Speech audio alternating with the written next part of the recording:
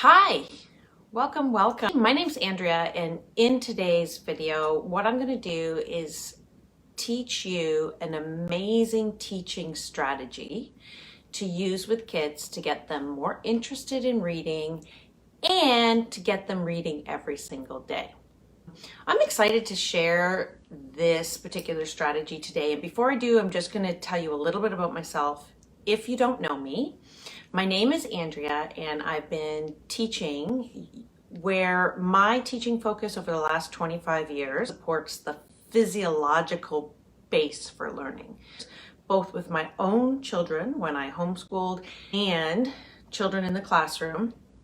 I've been a general education teacher, I've been a special education teacher, I'm currently working more with parents right now and helping them support their children because of COVID. So this strategy is in alignment with what I do because I'm going to talk a little bit about how it supports the physiological base for learning.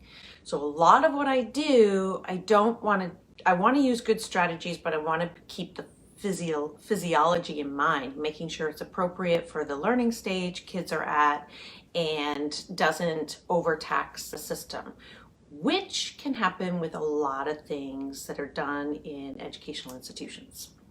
You know, I have a passion for supporting kids and supporting learning, and I have a bit of a tough love thing here right now for parents and even some teachers. So here's the thing about any strategy. It doesn't work if you don't do it. So I'm going to share this with you, and I promise you, I've only had good luck with it. I've only had reluctant readers reading after using it, and I know it works, but it doesn't work without consistently doing it. It's a simple idea.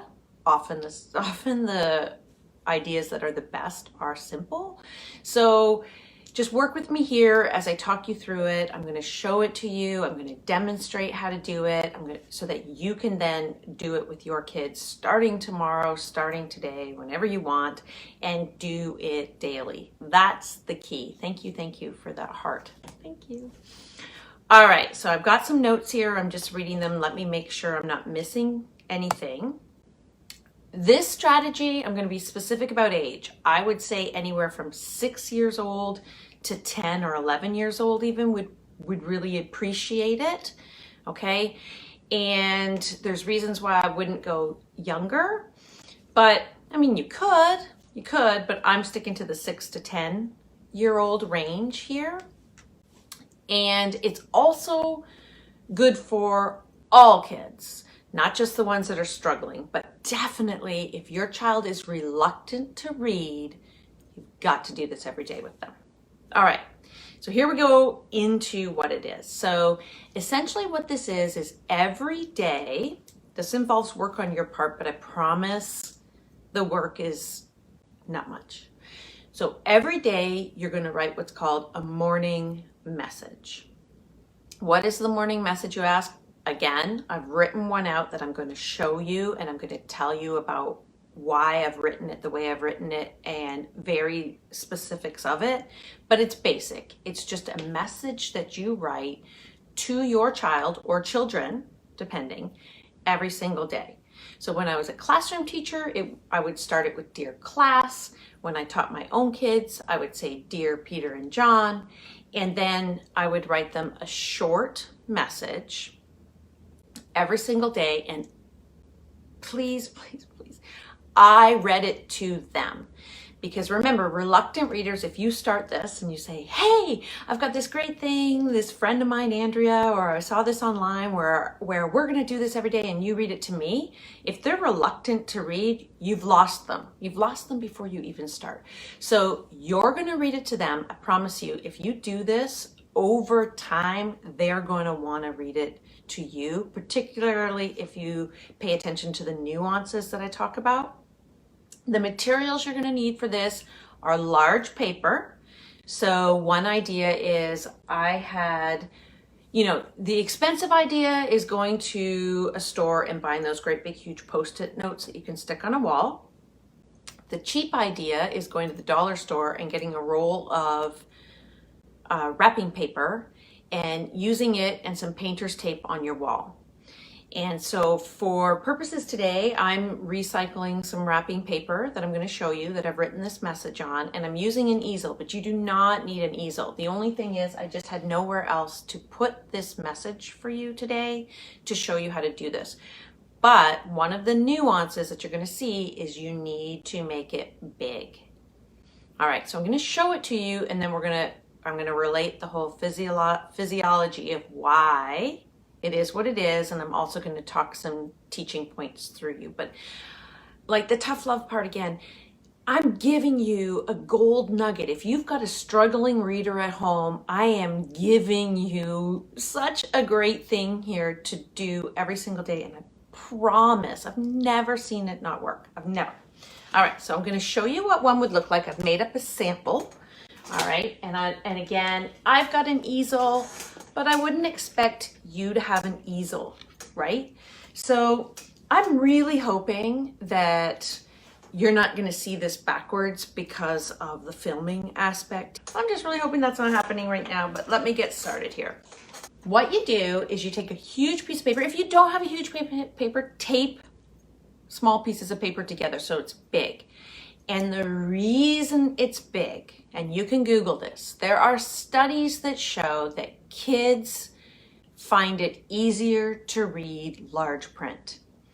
And the younger they go, it's good. There's a reason why young kids' books are big printed, right? So it's easier on the eyes. It's less intimidating when it's big. Bigger is easier to read, not only for struggling readers, but for the ones that have the dyslexia, maybe it's just a reluctance, there's not a diagnosis, but they're struggling. So big print, okay? All right, so I always put a date at the top, and if you know that you want your child to learn the way to write a date where it's like month, day, year, then write it that way. And instead of a 6, you would say June, or well, I guess it would be July 1st, 2020, and don't draw too much attention. Over time, they'll say, why are you saying July when it says 7? And that's the teaching point. That's when they're curious to know. If you tell them, they probably won't care, and it's going to go in one ear and out the other. But if every single day you're drawing attention to the fact that you're calling July 7, they're going to want to know why. All right? So that's little nuance number 1. If you're not worried about them learning about the month, day, year thing, then just write what the actual month is and the day. No big deal. All right. So you'll notice that this is different colors for every line. Again, what's the physiology of this? It is easier on your eyes to see lists of things, or in this case, sentences, and to categorize that as a sentence because it's color-coded. Each sentence is a different color, and that's easier on your physiology.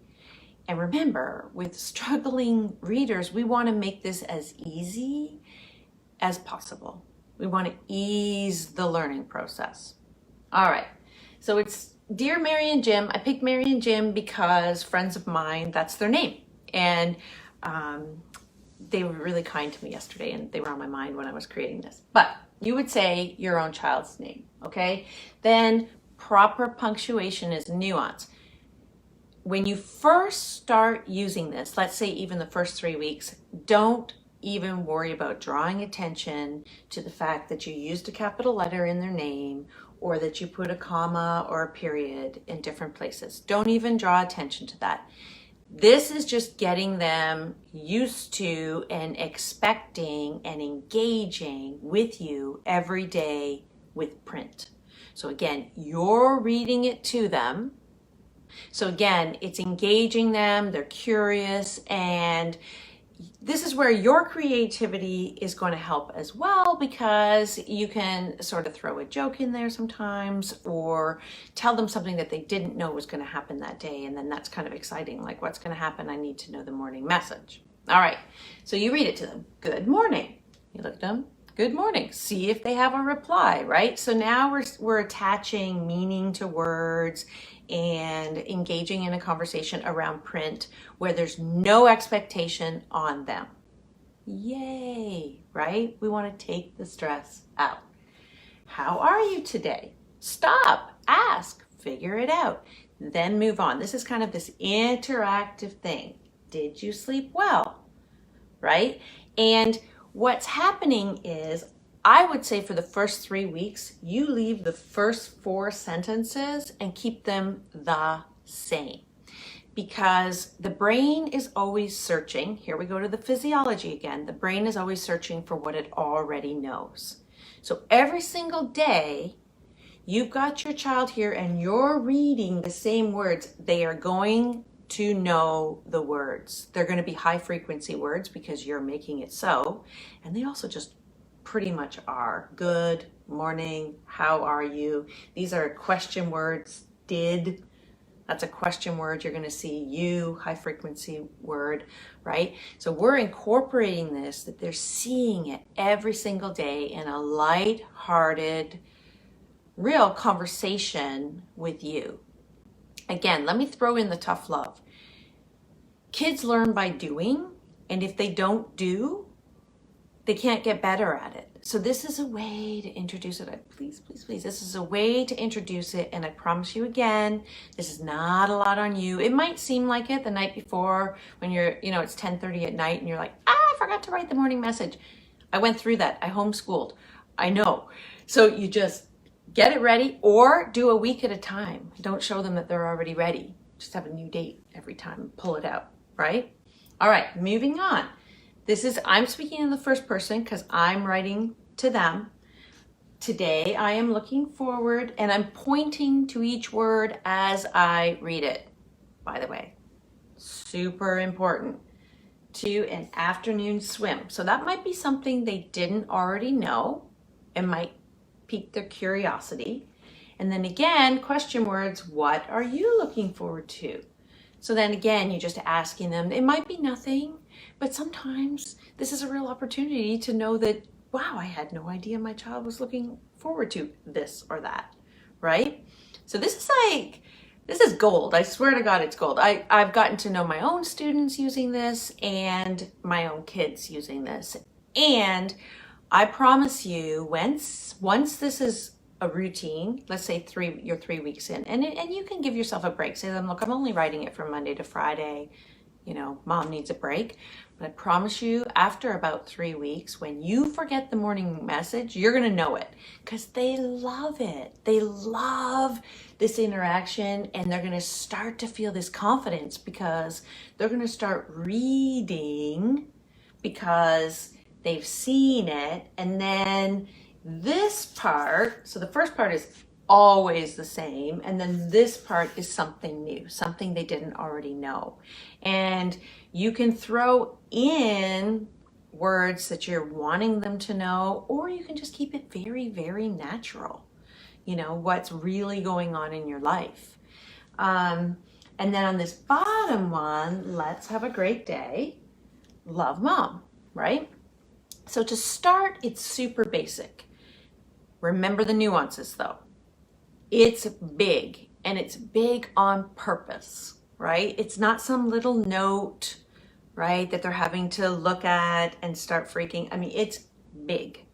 And I was part of a mother's book club when I first moved to Richmond, and 2 of the 5 of us, whenever the book came out, preferred to buy the books large print. We just felt like it was easier to read large print. So I want to ask yourself that. Do you need to look up a study, or do you just think, yeah, it's a little bit easier to read large print? I can't stand reading the newspaper because I can't see it very well. When it's larger print, it's just easier and more inviting. So that's that. Color code it because it's easier for the eye to see, especially sentence after sentence, right? I've color coded that each sentence is a different color, and that's easier for the kids to see. And I'm not even drawing any attention to that in the first 3 weeks. None. I will coach you through what to do to take this to the next level once this has become a habit for you and once you've been doing it. And please, please, please let me know how it goes. I want to hear from you guys. I want you to tell me how your kids are liking it. I want you to tell me if they're resistant to it, and I've got strategies for that. But I would be surprised on this one if kids were resistant, especially if you show some enthusiasm and you read it to them. Okay, key, key, key. All right, other nuance. This top part is repetitive on purpose. Repeat the same things. Remember, their brain is always searching for something it already knows, and if it can't find a connection, it feels stressed. It starts to go in that survival mode. It starts to go into shutdown. So if you want your kids to be playful, be curious, all that higher level brain stuff, this will help. Just keep it repetitive, because then they're like, oh, I know that. I've seen that. Oh, I know she's going to read it to me. I don't have to worry. You know, that kind of thing. Keep it repetitive, keep it ease on them, and trust that when they're ready, I promise you, when they're ready, when you go to read it, they're going to talk over you. But don't push that. Don't push that. Just when it does happen, get excited about it, but don't push it, right? Okay. Other nuance. So we have, let me go over this: large print, color code, repetitive, you read it, proper grammar and punctuation. But again, do not draw attention to it at first. They're going to feel like you're trying to be their teacher. So it just is correct. All right. And there's a way to teach the punctuation, but not until we have this habit going. And in 2 weeks, I'm going to do another live, and I'm going to take this to the next level. Okay, and I'm going to teach you how to take it to the next level, drawing out the knowledge, not stamping it in. All right, so an example of drawing out knowledge is if I had written for the date 7/1/2020 and read it as July 1st, 2020, and my child says, why are you saying July for 7? That's drawing it out. That's them getting curious. And I promise they're going to remember the answer if the question came from them. Versus me saying, hey, I've put a 7 there because it's the 7th month. They might remember that, but it's so much more powerful when they're curious. All right. What else? The materials are easy, make it big, and then there's one last nuanced thing that you might be curious about, and that is that this has been written in cursive on purpose. All right, so it is shown that when kids are introduced to cursive over time, that in a short amount of time, they can go back and forth of reading it without any problem. So at first they might be like, oh, that's cursive, I can't really read it. And you're like, don't worry about it. I'm reading it to you. I'm going to read this to you. And their eyes will get used to it. And this will not be difficult. I promise this will not be difficult. And again, you're reading it to them. And them transferring this to print is going to be so easy when they go to read. Trust me on that. It just is. And then the other thing about cursive is it might get them curious about it. It might not, but it might get them curious about it because every day they're seeing their own name in cursive, and maybe down the road you say, I can teach you that. And cursive writing, here we go to the physiology, it's a whole brain activity. So there's just more going on with learning when there's that cursive aspect. And I learned that from Dr. Keller Hannaford, which is really cool. All right, with everything I'm teaching today, which I'm just reminding myself, these videos are for education and educational purposes, really, and informational purposes only. It's information and education, and I truly do want to help people and feel that I want to go back again to a couple of things here before I close out. So first of all, John Holt wrote a book called How Children Learn. Honestly, a bit of a dry book, but real gold nuggets in there. And one of his famous quotes is that, I'm going to butcher the quote, but basically, children learn to do a skill by doing the skill, right? You can't learn by not doing it. So if you are a parent of a child who is reluctant to read, and we are in this time of COVID when we don't know what school is going to look like in the fall, I urge you and suggest, now that you have this, it's your responsibility. I'm going to say that. I'm going to throw it out there. It's your responsibility to support their reading, but support it in a way that's fun and engaging for both of you, right? Because if they're, I promise you, I've had it. The kid who can't read is going to be the one who resists it the most. And it's a lot of energy on you to try and pull out that book every day to get them reading. So guess what we do as parents? We don't do it. We leave it to the teachers. Well, guess what? Your teachers are online or not there right now. So it's on you. You've got to do it. And this is not hard. It's not hard. Please, please, please. The morning message, right?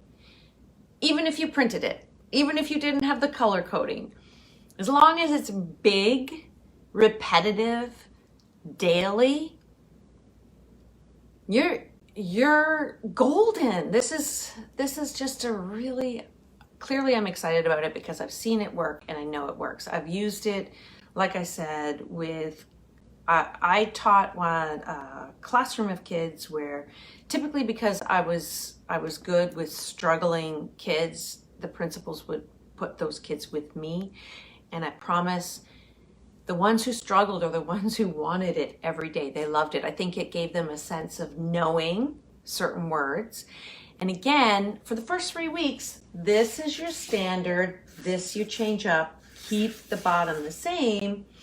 And then you can start switching it up, but not too much at once, because you want that brain, that survival brain that's looking for patterns, to feel comfortable. And this is you getting, I'm assuming you're a parent and you've not taken on the role of teacher or haven't felt confident in it.